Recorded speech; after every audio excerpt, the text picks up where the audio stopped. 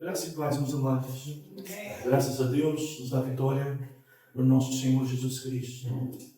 Vamos à nossa aula, lição de número 10 de Atos dos Apóstolos, capítulo 11, verso 19 até o verso 30, destacando como versículo-chave, então, o verso 23. Bem, amados, esta lição, de alguma maneira, ela é um outro exercício de fortalecimento da ideia maior de Atos dos Apóstolos, não é? Que é o nascimento e desenvolvimento da igreja. Dentro dela, né? O seu principal objetivo é, como agência de Deus, essa ideia de levar, não é? O Evangelho a todos os cantos da terra, né? Bem, é lógico, no mundo conhecido da época, né? Nós vamos observar nessa lição duas palavras bastante interessantes para nós fazermos, o princípio condutor nela, não é? É bastante interessante a expressão usada pelo escritor, né?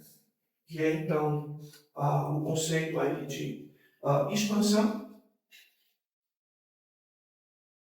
não é? O conceito de expansão e o conceito de oposição.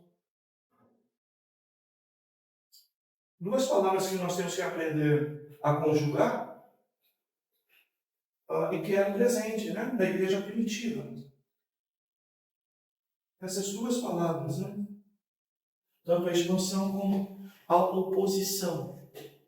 Então, o que nós vamos observar na época é que essas duas palavras, obrigatoriamente, elas são conjugadas, não é? Juntas. São trabalhadas juntas. E, biblicamente falando, aonde há um crescimento sadio e uma expansão sadia da igreja, automaticamente ela enfrentará a oposição.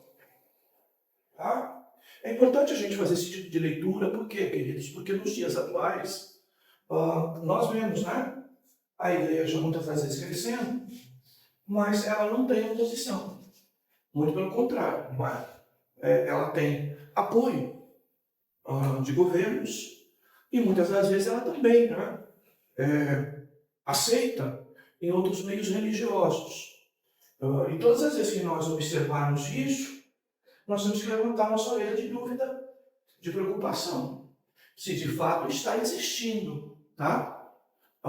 Uma expansão saudável ou não.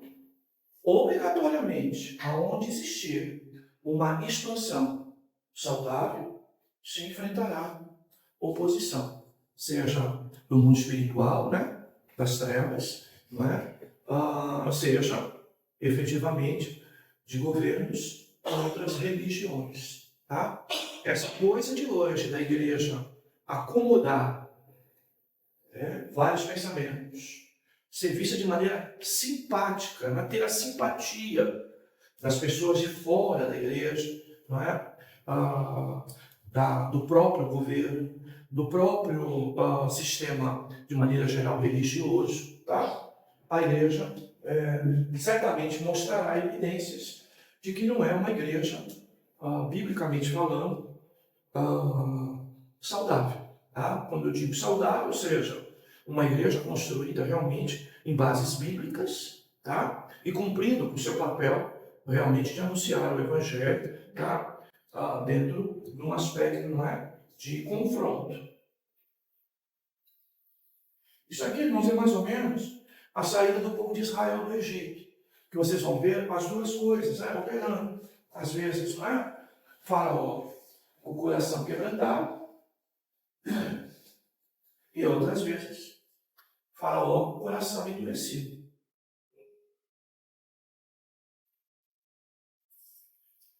A pregação do Evangelho, a ideia da liberdade bíblica oferecida pelo Evangelho, ela vai produzir também isso. Ela vai quebrantar alguns, e aí nós teremos acréscimo, tá? Mas ela vai endurecer outros, e aí vai produzir oposição, tá, queridos?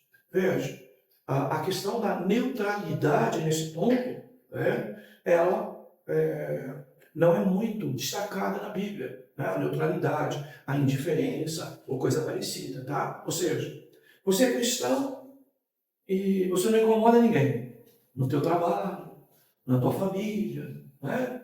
Ninguém está incomodado com você. Isso, biblicamente, não tem muito respaldo, tá? Aonde existir uma igreja ou crentes que nascem realmente com evangelho verdadeiro, tá? Você vai criar esse tipo de situação. Vocês viram aí, cada um deve ter sua história para contar, não é? De como conciliar, não é? Jesus Cristo e Papai Noel nesses dias. Como é difícil, não é? Como é difícil, como esse povo está vivendo ali totalmente a mentira, tá? E ao mesmo tempo que crê em Papai Noel, não é? Ou fantasia, né? Produz essa fantasia toda do Natal, do Papai Noel, e ao mesmo tempo está falando em nome de Deus. Né? Então, essas coisas todas, né? Existem, muitas das vezes, por conta dessa falta, não é? De sanidade, né? Essa falta de saúde no meio evangélico, tá? E o escritor da lição, ele procura, não é? De alguma forma, usando o texto, não é? Utilizar estes dois assuntos, tá? É bem verdade que a lição, né? Ela também trabalha o capítulo 12, não é? E é lógico que a oposição, nós já vamos ver um pouco adiante do texto que nós lemos hoje. Hoje, praticamente, nós vamos falar muito mais dessa ideia aqui, porque o texto ele nos leva muito mais a essa realidade. Depois, então, na sequência, nós veremos essa situação que a igreja enfrentou. Bem, uma das falas de Jesus é essa: se perseguiram a mim, perseguirão a vós. Tá? Então, qualquer coisa diferente disso, irmãos, nós temos que pôr na balança e pesar. Se nós abrimos mão de falar de Cristo para ter uma certa paz velada, não é? No meio que nós estamos, principalmente nesses dias, ou a gente sabe que se abrir a boca para falar o que Deus tem nos mostrado, nos revelado, nós vamos criar algum desconforto, vamos criar alguma situação, não é? Adversa, tá? Algum debate mais caloroso, não é?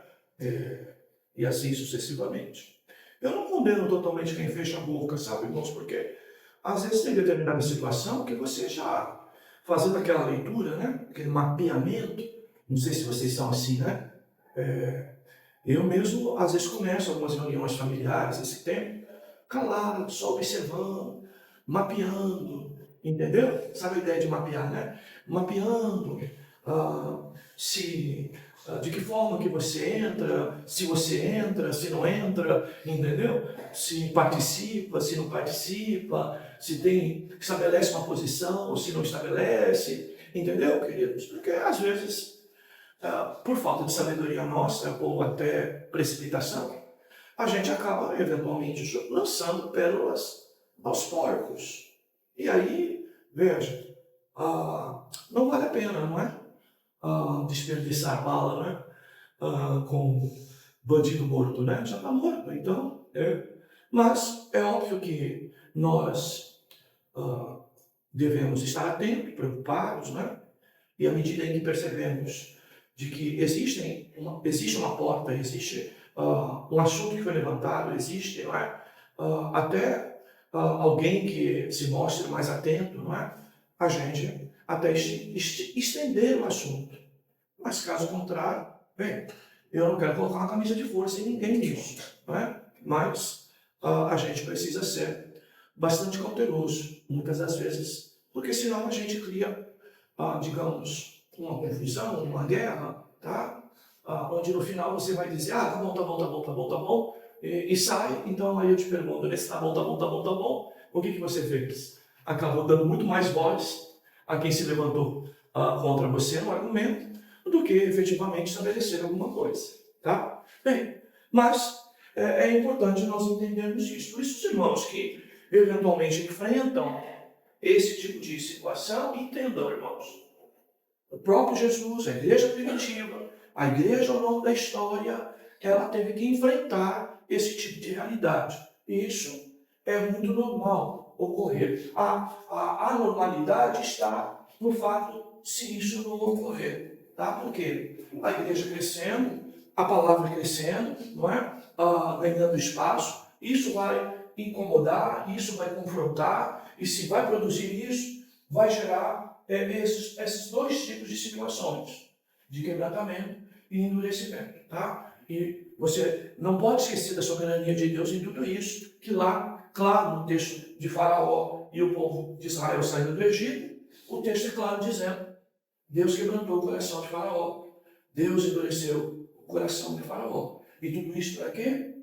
Para glória do seu nome. Tá?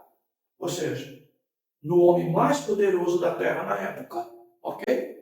Deus faz um povo com poucas condições se libertar deles, sair no meio daquele povo. Não houve guerras com espadas, não houve guerras desse tipo, mas o Egito ficou muito abalado, não é? E Faraó perdeu, inclusive, a sua, digamos, o mínimo de saúde mental que ele tinha. Ele perdeu ao lidar com o povo de Deus diante das pragas, diante de tudo aquilo que aconteceu lá, tá? E aqui a ideia é a mesma, tá, queridos? Bem, vamos para o texto, então.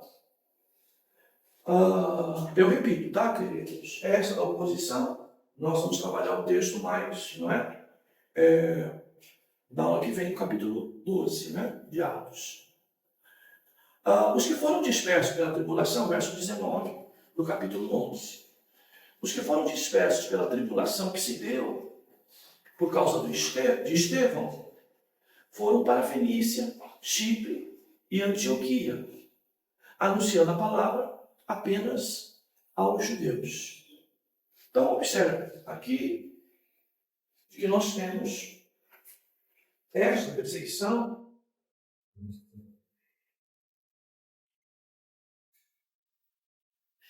que ocorreu principalmente em Jerusalém, certo?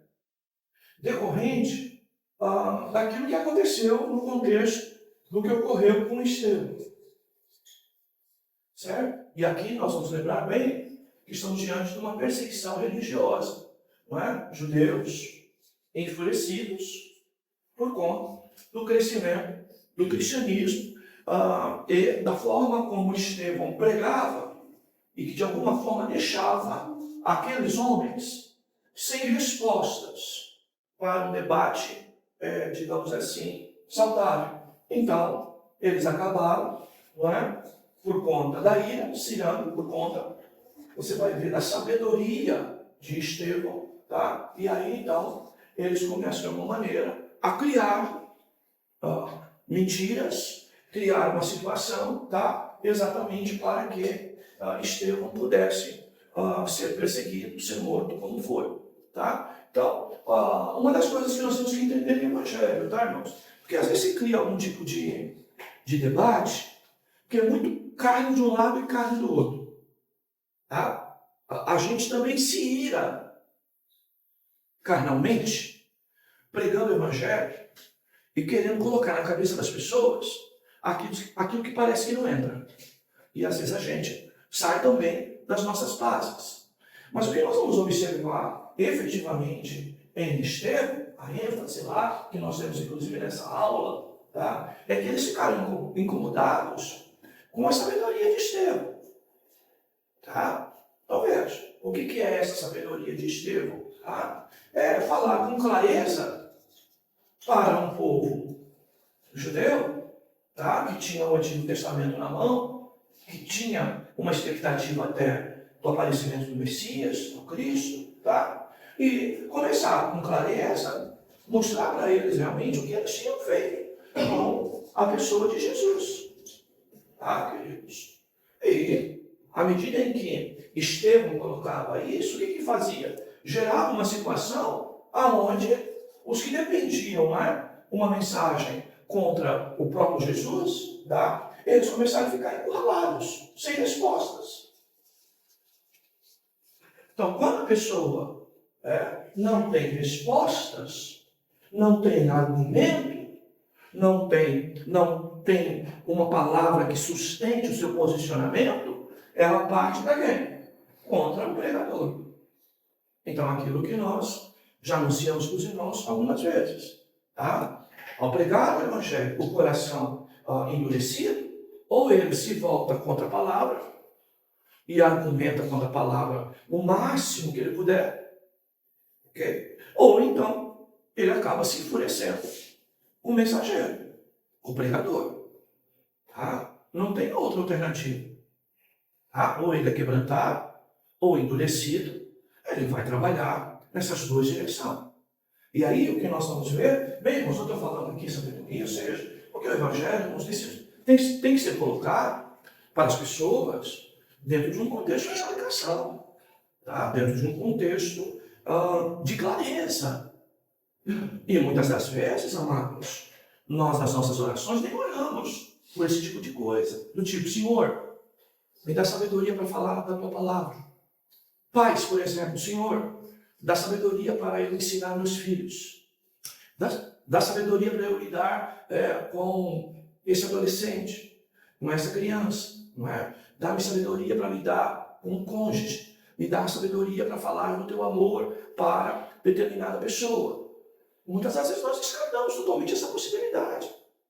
A gente joga Jesus assim para o alto e quem pegar foi eleito, quem não pegar não era eleito, tá, queridos? Mas não é por aí. Eu preciso, argumentar, eu preciso apresentar situações, tá? Então, essa realidade é importante, tá, irmãos? Por quê? Porque o Evangelho, no primeiro momento, na igreja primitiva, apesar de nós estarmos falando de judeus aqui, ela nasce dentro de um ambiente onde os judeus haviam aprendido o quê? A ouvir os mestres da palavra. As sinagogas, elas foram criadas, espalhadas pelo mundo da época, e elas carregavam um pouco de contexto da cultura grega do seu tempo. E como já disse para os irmãos, a cultura grega, ela fazia muitas pessoas às vezes ir para a praça, pôr um banquinho lá, subir em cima do banquinho e ficar falando filosofias, promover debates filosóficos, tá? Era o mundo da época. É óbvio que nós vivemos, vai no Brasil, talvez uma região, tá, irmãos, que é um pouco de arena romana, né? É um pouco de entretenimento, como diz a história, pão e circo, não é? Para o povo. Não vamos ocupar o povo e nem colocar o povo dentro de um contexto de um debate. Não vamos deixar ele pensar, não vamos deixar ele raciocinar, tá? Então você vai em determinadas igrejas, eu fico pensando, será que a pessoa tem um pouco de discernimento? Ela entra dentro de uma igreja, colocou o pé lá, ela vai ver pão e circo estão lá, tá? E nós, de alguma maneira, vivemos esse contexto. Mas nesse tempo aqui, irmãos, que o Evangelho nasce, ele nasce em tempos de debates.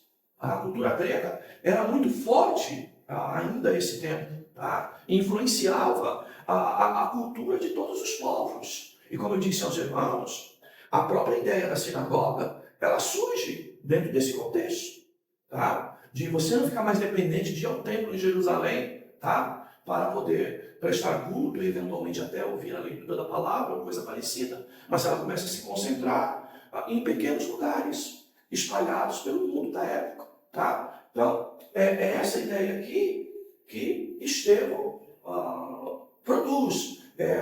O poder de uma palavra que não conseguia ser contestada, tá? De uma palavra que se impunha, de uma palavra, como já dissemos aqui, que mostra Jesus humano, tá? Sendo a resposta de todas as profecias bíblicas a respeito do Messias que viria, desse Jesus, né?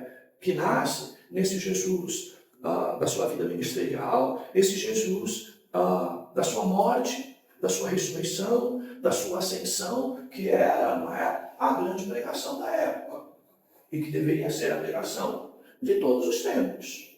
E ela, então, que não conseguia ser resistida, os fatos estavam ali, os fatos historicamente eram muito presentes, não é? Estavam muito vivos, não dava para fugir disso, e como eu disse em outra aula aqui, não é? Os nossos irmãos estavam acusando os judeus de terem matado Jesus, como mataram, não é? Como os pais deles tinham matado os antigos profetas, tá? Então, essa é a realidade. Tá bom, queridos? Porque, irmãos, é assim. Você vai falar com uma pessoa que não é crente, está passando por uma enfermidade, aí você chega lá para falar com a pessoa, em que circunstância? Não é? Em que circunstância?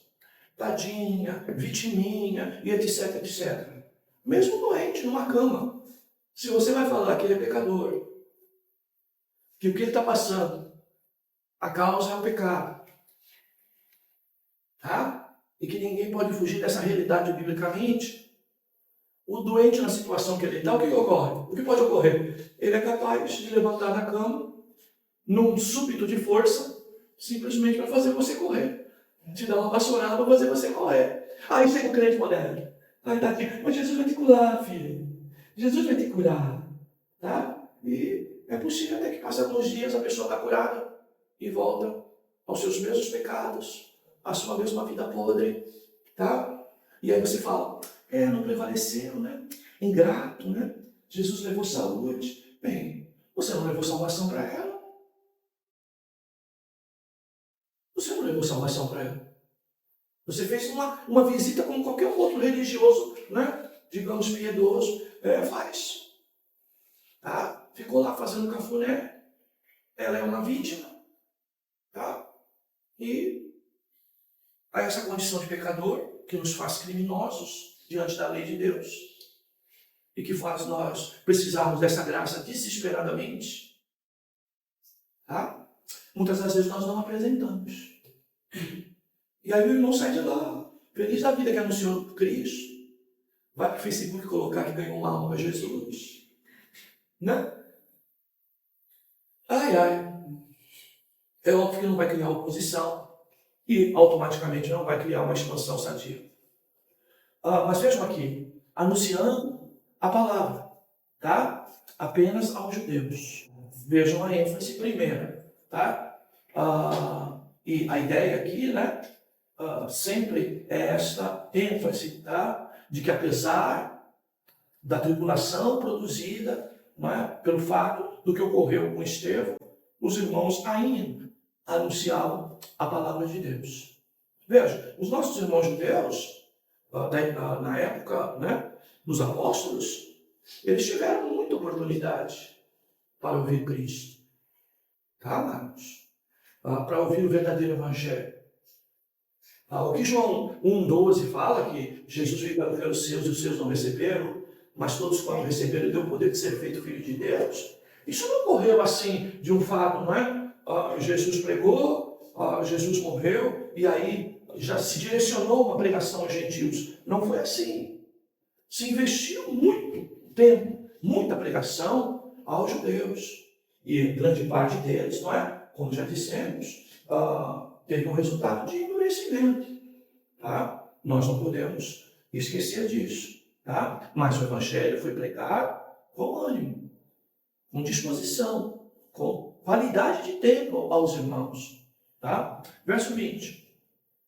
Mas havia entre eles alguns que tinham vindo de Chipre e de Cirene, os quais, entrando em Antioquia, falaram também aos gregos, anunciando o evangelho do Senhor Jesus. Então veja, como nós temos aqui, né, no próprio texto, específico a ideia de João 12, né? Primeiro pegou para os judeus, mas também aos gentios, né? A ideia aí é a palavra genérica gentios, tá? Todos aqueles, ok? Que não tinham, que não eram judeus. Esses judeus aí também, no verso 19, acho que faltou eu dizer isso, eles eram helenistas, provavelmente, tá? E essa ideia do 20 é uma ideia, quer dizer, que se misturava um pouco essa realidade aqui, tá? Porque nós tínhamos pessoas que tinham adotado a cultura grega, a própria língua grega, e às vezes tinham uma fé religiosa sustentada no judaísmo, tá? E às vezes não eram gregos, não é? No sentido gentil de origem, tá? Mas eram pessoas que tinham abraçado a cultura grega, tá? A língua e a cultura de maneira geral. E aí vocês observam, anunciando o Evangelho do Senhor Jesus. Então, no verso 19, anunciando a palavra. No 12, anunciando o Evangelho do Senhor Jesus. Tá? É a mesma coisa, mas no texto 20, exatamente, procura ser um pouco mais preciso. Tá? Falando exatamente das boas novas de salvação. E esse Evangelho do Senhor Jesus é exatamente aquele que os apóstolos e que o próprio Estevão pregavam, como eu disse aos irmãos. Jesus, a resposta das profecias do Antigo Testamento, mas principalmente sua morte e sua ressurreição. Tá? 21. A mão do Senhor era com eles, e um grande número de pessoas creu e se converteu ao Senhor. Então, observe o verso 21. Tá? A mão do Senhor era com eles, e um grande número de pessoas creu e se converteu ao Senhor.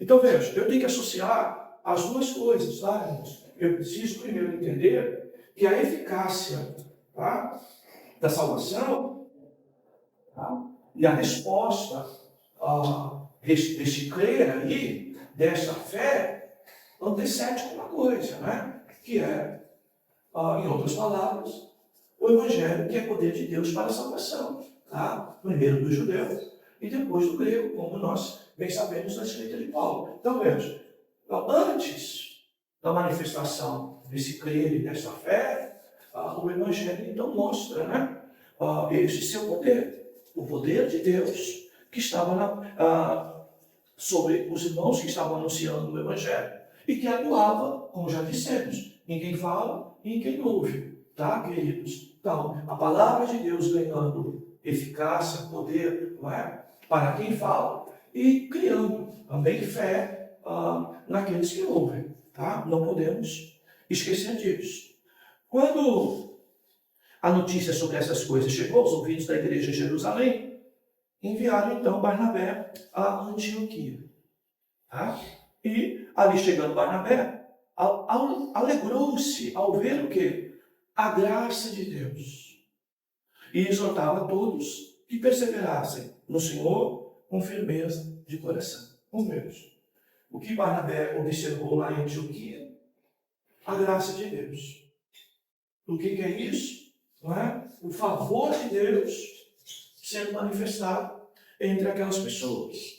Tá, meus irmãos? Então vejam, de novo, mais uma evidência, tá? De que se é a graça de Deus, tá bom, irmãos, que manifesta. Eu preciso entender que quando a graça de Deus se manifesta, irmãos, até quem parece ser o mais incrédulo, o mais duro, até aquele que se torna até oposição às próprias coisas de Deus, deve ser quebrantado. Tá, queridos? Eu não posso esquecer disso. Porque se eu olhar para as pessoas, muitas das vezes eu recuo. Por conta da resistência que elas mostram. Mas eu preciso contar, tá, irmãos? Acreditar e a minha fé tem que estar nisso. Que quando a graça de Deus é revelada, não há coração duro que resista. Tá? Eu preciso crer nisso. Se não, irmãos, desculpa, a gente vai ser um tino de falar evangelho sobre argumentos que as pessoas não querem ouvir. Mas você nem começou a falar. Tá? Então, essa é a ênfase aqui, tá? Do verso 23. Então, ele alegrou-se. Haver pessoas? Não. Ele se alegrou por ver a graça de Deus. É a graça de Deus que se manifesta, irmãos. Então, não tem essa. Parabéns. Melhor decisão que você tomou na vida. Tadinho da pessoa. Desculpe, tá, irmãos? Você está com humanismo, hedonismo, não é? Massageando o ego dessa pessoa. Parabéns pela decisão que você tomou. Que decisão que ela tomou? Parabéns e glória é a Deus. Que bom que Deus se revelou a você. Né, pecador? Tá? E aí a gente costuma, né? Que nem os irmãos, né? No culto arminiano lá, foi 20 lá para frente, né? Na hora do apelo. E depois a pessoa diz, o céu está em festa, o céu está em festa. Aí o irmão que está lá na frente, né, se é que é irmão mesmo, né, começa a dizer, festa no céu por mim, por mim, por mim. Para com isso, a festa é um cordeiro. A festa é porque Cristo não morreu em vão. A festa é para aquele que entregou sua vida em favor de nós. Mas nós vamos na igreja até essa hora. A gente já entra sendo cafunizado, né? Fazer o cafuné virar o verbo, né? Entendeu, queridos? Então, vejam, a alegria de Estevão está porque a graça se manifestou. Então, veja a compreensão das Escrituras, irmãos. Tá? Então, se tiver um coração quebrantado, chorando, jubiloso, falando de Cristo, realçando que quem crê em Cristo para a sua salvação, que reconhece que Cristo é Salvador, que fora de Cristo não há salvação, que agora realmente Deus se revelou a ele, que agora há uma paz no seu íntimo, agora há uma alegria diferente na sua alma. Então, quando isso se manifesta, não é parabéns para a pessoa, como diria lá o vereador de São Vicente. Só tenho duas palavras para falar para você.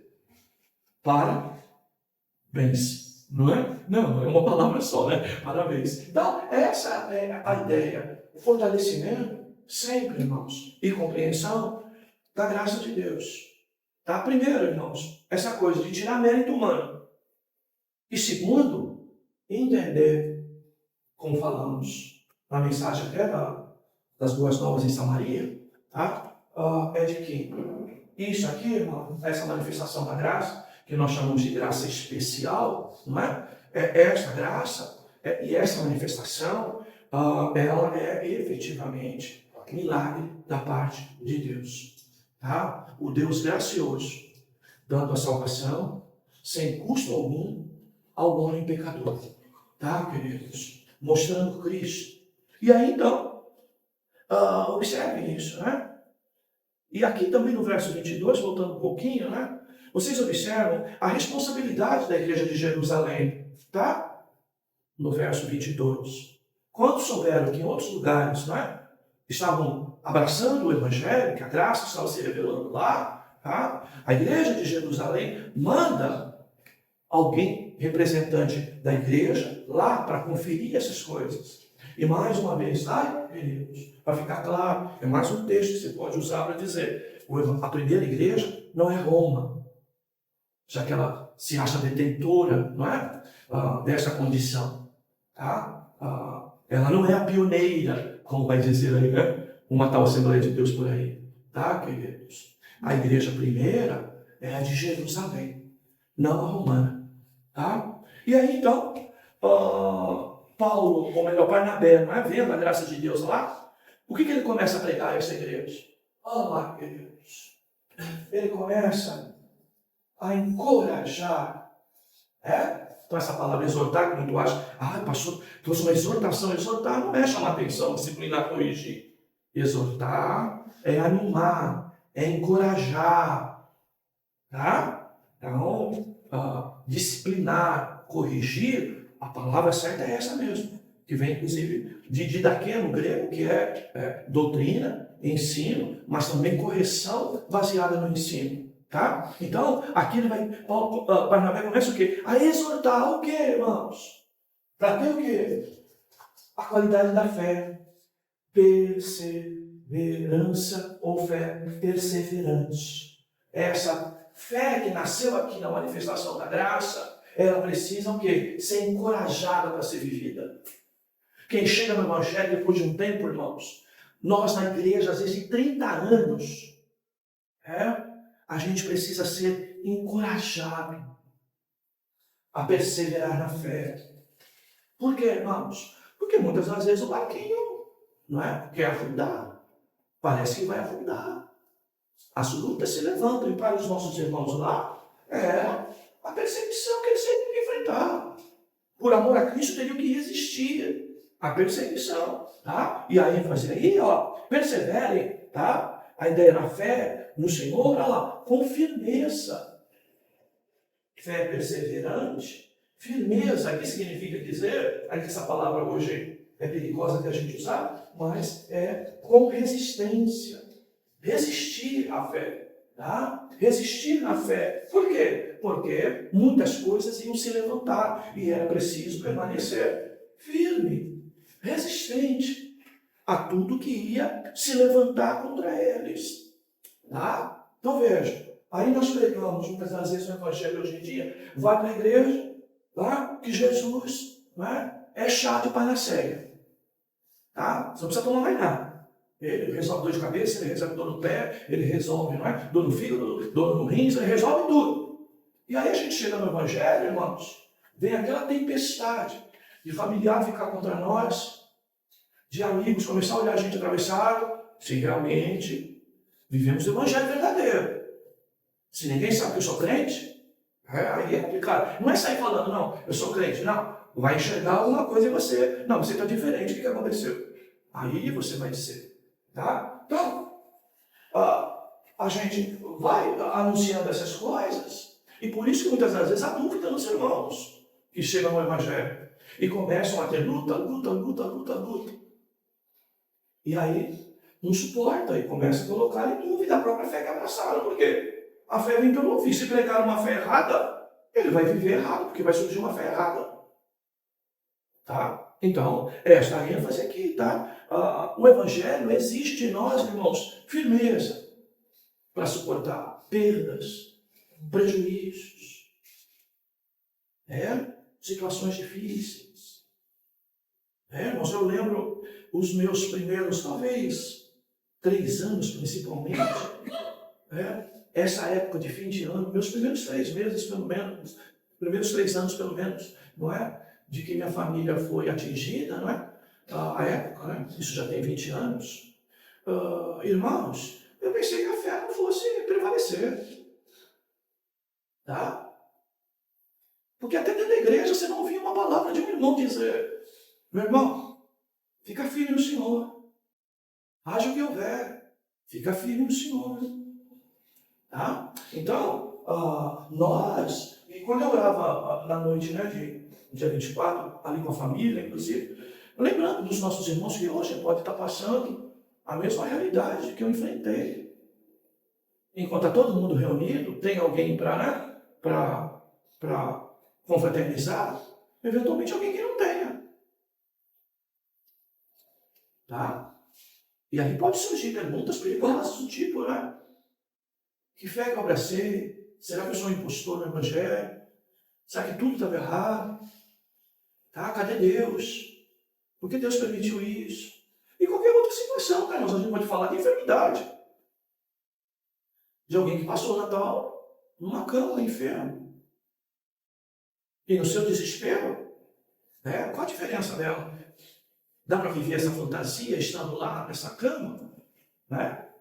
Então, essas realidades que todos nós temos que enfrentar. Tá? É um pouco a palavra do segundo horário, mas essa ideia de se encorajar a perseverar, meu irmão. Na luta que se levanta contra você, não existe outra palavra para te sustentar. Diante dos desafios que você tem pela frente, não há outra palavra para você, a não ser persevere na fé, na pessoa de Cristo Jesus. Toma cuidado com sugestionamentos. Tome cuidado, não é? Com qualquer tipo de palavra que vem produzir engano. Cuidado com os embustes, com as palavras fraudadas, com os enganos que estão por aí. Cuidado com as janelinhas que se abrem fora de Cristo, para você viver uma vida com outras possibilidades, que sejam outras saídas que te apresentam. Diante da luta que se levanta, nós não temos uma alternativa, irmãos, a encorajar alguém a permanecer firme na fé na pessoa bendita de nosso Senhor Jesus Cristo. Tá? Porque tudo isso às vezes se levanta para levar a nossa fé, para não encher nosso coração de dúvidas. E nós precisamos, entender essas coisas. Meus irmãos? Por isso, quando você vai, até diante de alguém que está muito enfermo, e que já tem na sua cabeça até possibilidade de que realmente está se despedindo dessa vida, está indo para a vida eterna, de nós encorajarmos sempre os irmãos a viver essa fé. Não perca a tua fé. Tá? Vão se levantar situações para você desistir, mas ficar firme. Tá? 24. Porque é um homem bom, cheio do Espírito Santo e de fé. E muita gente se uniu ao Senhor. Olha só, tá? Então veja, o bom testemunho aqui. Ok, queridos? Um homem bom, tá? Está no testemunho aqui, né? Do próprio Barnabé. Ele era cheio do Espírito Santo e de fé, tá? E muita gente se uniu então ao Senhor Jesus. Então, Barnabé partiu para Tarso, em busca de Saulo. Tendo achado, levou para Antioquia e durante um ano inteiro reuniram-se naquela igreja e instruíram muita gente. Em Antioquia, os discípulos foram chamados de cristãos pela primeira vez. Então veja, olha só, chamou mais um e foram o quê? Irmãos, veja a palavra aí. Não sei se você tem outra ênfase de outra palavra, né? No verso 26. Reuniram-se naquela igreja e instruíram, tá? Muita gente. Então a palavra aqui é instrução. Então, olha lá, se reuniram na igreja, e o que faziam na igreja? Viam show pinacoteca? Não. Eram na igreja, o que fizeram na igreja? Ensinaram. Não é? Então, a palavra aqui é instruir. Ensinar. Orientar. Informar questões bíblicas para ter o quê? Formar o verdadeiro cristão. Tá, queridos? Então, esta é a ênfase aí. Olha lá, instruir, ensinar. Não é? Então, vejam a ênfase aqui de igreja. Tá? E vejam, dentro desse conceito de Antioquia, que nós estamos fora aqui de Jerusalém, não é? A Antioquia, inclusive, não é? Vai surgir, não é? Como fora de Jerusalém, a maior força missionária para o mundo da época. Tá? A partir do que? De conceitos como esse. De um lugar aonde se ensinava, se instruía. Tá? Alguém achou outra palavra diferente? Naqueles dias, então, os profetas desceram de Jerusalém para Antioquia. Levantou-se um deles, chamado Ágago, indicou pelo Espírito que haveria uma grande fome em todo o mundo, que vai ocorrer lá no tempo de Cláudio, um pouquinho mais à frente. Então, veja, nós temos aqui, então, uma questão doutrinária, né?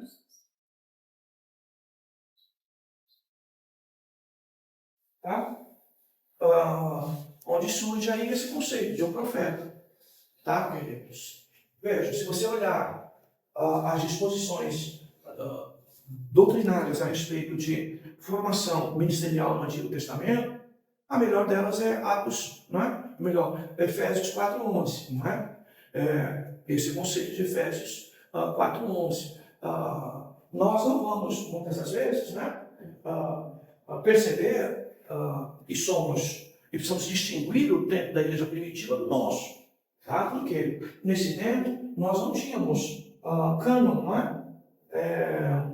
Completo ainda. Tá? Então vejam, a possibilidade da existência de profetas, até por questão vinda de Jerusalém, né, para Antioquia, tá? É muito questão cultural judaica. Tá? Mas, como nós não temos o cânon ainda completo, tá? Nós eventualmente vamos nos deparar com essa realidade. Tá? Hoje nós temos o que chamamos de profecia completa, que é o cânon, que é as escrituras. Por isso que nós desprezamos, tá? Ministério profético, ou dom profético, ou coisa semelhante, né? Como diz uns e outros, né? Se alguém dá uma profecia, qual a primeira coisa que você vai fazer? Se você é o mínimo bíblico, não, tem que ver se está de acordo com a palavra. Se estiver de acordo com a palavra, aí eu aceito. Bem, o caminho mais curto é assim. Se eu ouvir uma profecia, você precisa ir para a palavra, tá? Então, assuma, ok, queridos? A palavra de vez. Tá? Então, a palavra sendo resposta para tudo, tá? E orientação para tudo, tá? Porque se eu creio em profecia oral, eu preciso ver se ela está de acordo com a palavra principal, passar por esse crivo, tá? Então, o caminho mais curto é crer logo na palavra. Então, é essa situação aqui. Outra coisa que você vai ver aqui, tá, irmãos? Que vale a pena a gente pontuar, que aqui a ênfase, né, dessa profecia, tá? Ela é uma profecia genérica, geral, tá? Então vejam aqui, que o texto diz, né, que haveria uma grande fome em todo o mundo. Verso 28. Todo mundo aqui significa todo mundo romano. Tá? O mundo da época era romano. Era totalitário debaixo de um governo romano. Então, essa é a ideia aqui. Então, por isso que ele vai dizer Imperador Cláudio. Tá? Então, essa ideia aqui da profecia, diferente do outro texto. Quando chegar no outro texto, a gente fala do outro texto, tá? Aqui é texto expositivo. Então, aqui, a profecia, ela é colocada de maneira genérica. Ou seja, geral. Tá? Não é algo pessoal, particular. Tá? Ela ganha este contexto aqui. E dentro deste contexto aqui, tá, irmãos? Vem uma das marcas do próprio Evangelho, que é o mesmo Evangelho para ser pregado para todo mundo, para todo tipo de pessoa. É um só Evangelho, para quem está são, para quem está doente, para quem está livre, para quem está preso, para quem é família, para quem não é família, para quem eu amo muito, para quem eu nunca vi na vida. Tá? Então, é a ideia do geral. Tá? Esse água vai dar algum trabalho para a gente, exegeticamente, mais na frente. Mas mais na frente a gente fala, né? Então, os discípulos, cada um conforme suas posses, resolveram enviar ajuda aos irmãos, que habitavam aonde? Numa das regiões mais pobres e que provavelmente, por conta de uma fome geral, iam sofrer muito mais, que eram os irmãos da Judéia. Tá? Que você vai ver a carta de Corinto, inclusive, destacando isso. Tá? Então, veja, os irmãos, então, segundo suas posses. Então, você vê, uma das marcas de conversão, irmãos, tá? Uma das marcas de conversão, querido, tá? São as nossas posses, as nossas propriedades. Eu fico admirado de algum irmão, querido. Não consegue estender a mão para nada, para ninguém. Mesmo quando a situação está difícil. É tão convertido, é tão crente, mas nessa área é um incrédulo. Entenda uma coisa, meu irmão. Se Deus colocar muito recurso na tua mão e você atribuir de que é graça de Deus, que tem te dado trabalho, que tem te dado capacidade, que tem te dado ânimo, que tem te dado disposição, tá? E tem te dado recurso, tá? Há manifestamente na tua vida o desejo de Deus o quê? De que você seja mordomo disso. E ser mordomo disso é o quê? Você pensar em obra missionária, você pensar nos pobres, você pensar, não é? Até na sobrevivência do seu pastor e da igreja que você congrega. Mas quanta indiferença que a gente vê nos dias de hoje. Quantas? Quantas? Quanto coração duro. Não vou dar dízimo porque não é bíblico. Não é coisa do Novo Testamento. A Bíblia é só para manter os levitas. O pastor não é da tribo de Levi, então não precisa ser mantido, e etc, etc. Mas gosta de uma boa palavra. Bem, hoje com o IA, acho que algum nem precisa ter trabalho, né? Infelizmente, né? Mas, queridos, essa é a realidade. Tá? Veja, os irmãos ouvindo daquela realidade, de uma situação manifesta, lembrando dos irmãos mais pobres da Judéia. Tá? E como você vai ver na carta de Paulo a Corinto, isso passou necessariamente pela mão do apóstolo, dos apóstolos. Tá? E assim fizeram, enviando-a aos presbíteros, olha lá, pelas mãos de Barnabé e Saulo.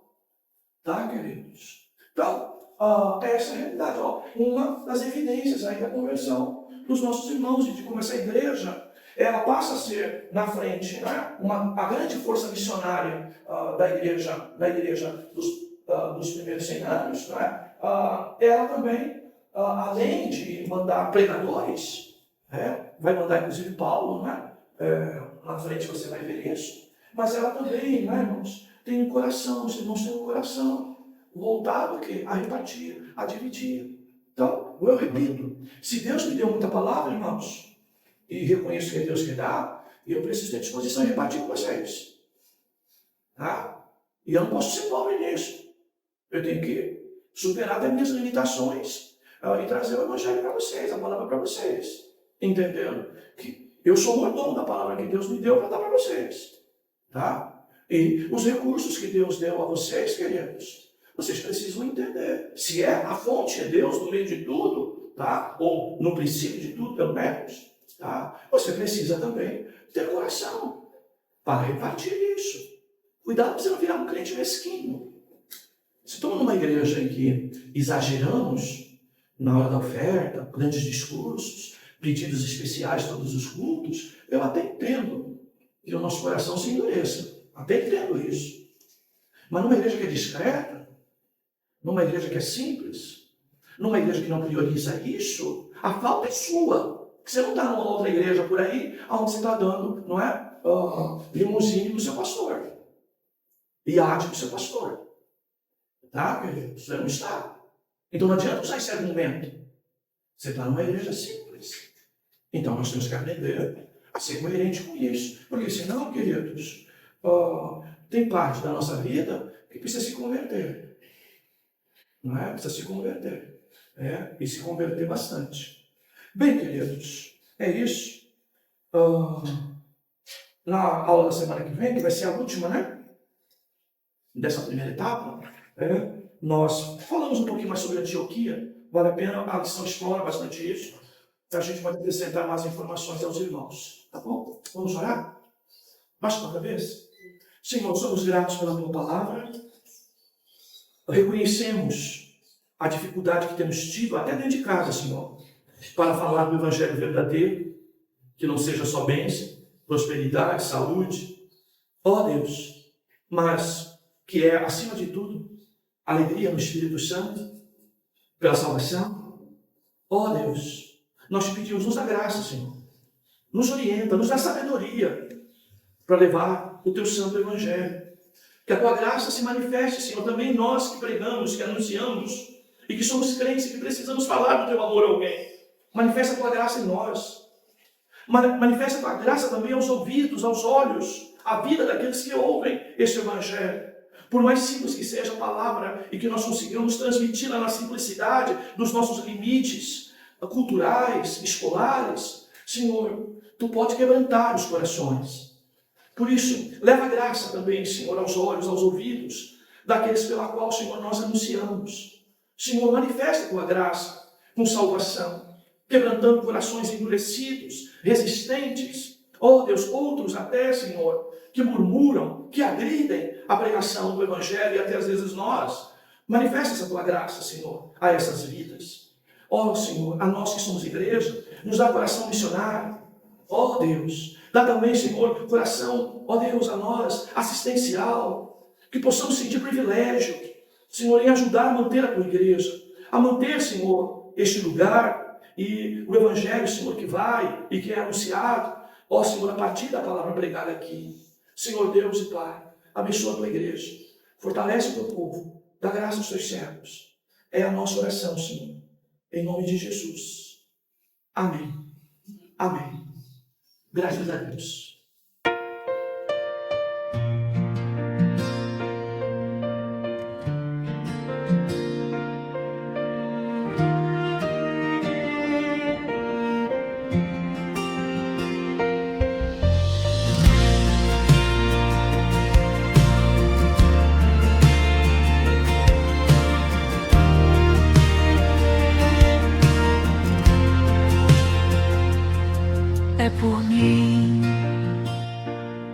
É por mim, na cruz,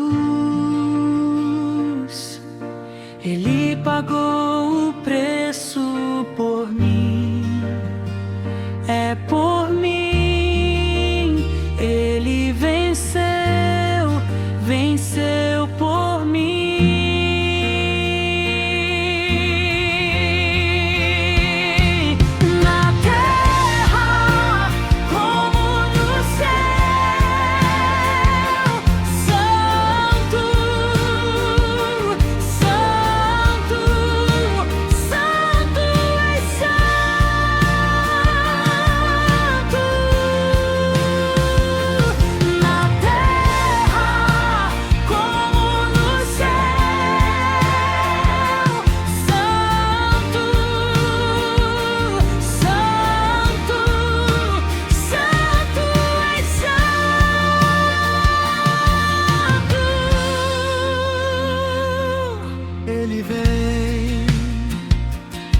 Ele vem pra nos